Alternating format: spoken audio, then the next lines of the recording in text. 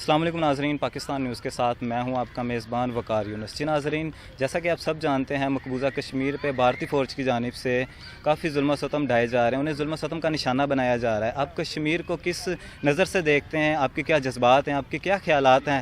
آپ ہمیں نیچے دیے گئے کمنٹس میں بتائیں اور ہم جانیں گے یہاں سے لوگوں سے۔ ہمارے بھی باقی جس طرح پاکستانی ہمارے بھائی بہنیں ہیں، ان سب کی طرح ہمارے بھی جذبات وہی ہیں، ان کے اوپر ظلم ہو رہا ہے۔ بلکہ ابھی جو جس طرح انہوں نے اس کو آکوپائی کیا ہے مودی گورنمنٹ نے، انفارچونیٹ ہے۔ ہمیں مل کے being a nation, being a country, ان کا ساتھ دینا چاہیے۔ جیسے بھی ہم ان کا ساتھ دے سکیں، ہمیں اپنی آواز بلند کرنی چاہیے۔ ہمیں جتنے بھی ہماری گورنمنٹ جو کر رہی ہے، جتنے فورم پہ وہ جا رہے ہیں، اس کو مزید آگے جانا چاہیے، ٹھیک ہے، اور ان کی آزادی جو ہے وہ ان کا حق ہے، ان کو ملنا چاہیے۔ بات سنیں، میری تو بات یہ ہے کہ یہ جو عمران خان صاحب، یہ وزیر اعظم صاحب آئے ہیں، یہ کشمیر کے لیے کچھ بھی نہیں کر رہے۔ ہماری کوشش ہے کہ ہم جتنے بھی مسلمان ہیں، ہم کشمیر کے ساتھ ہیں انشاءاللہ، اور ان کے ساتھ شانہ بشانہ رہیں گے۔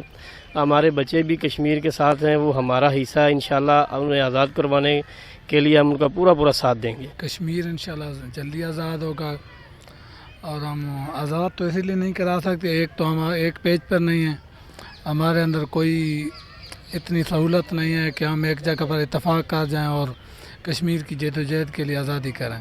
55 سال کی تاریخ میں کبھی ایسا نہیں ہوا کہ سلامتی کونسل میں ہم نے یہ الفاظ جا کر پیش کیے ہوں کہ ہمیں کشمیر کی آزادی چاہیے۔ یہ واحد عمران خان ہے جو 55 سال بعد سلامتی کونسل میں اپنی قرارداد لے کر گیا اور پوری اقوام متحدہ کے سامنے اکٹھا ہو کر سب ملکوں کو اکٹھا کیا ہے اور ان کو کشمیر کے بارے میں آگاہ کیا، اس پر کتنے ظلم ہو رہے ہیں اور یہاں پر کشمیری مسلمان بھائی ہمارے کتنے شہید ہو رہے ہیں۔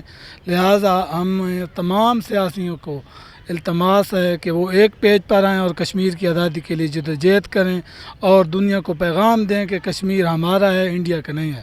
راجہ داہر کا واقعہ یاد ہوگا کہ کہاں ایک عورت نے اپنی فریاد کی اور محمد بن قاسم آیا ایک عورت کی فریاد پہ۔ یہاں ہزاروں بیٹیاں ان کی استحراب ہو رہی ہیں، قتل ہو رہے ہیں، روزانہ مسلمان شہید ہو رہے ہیں۔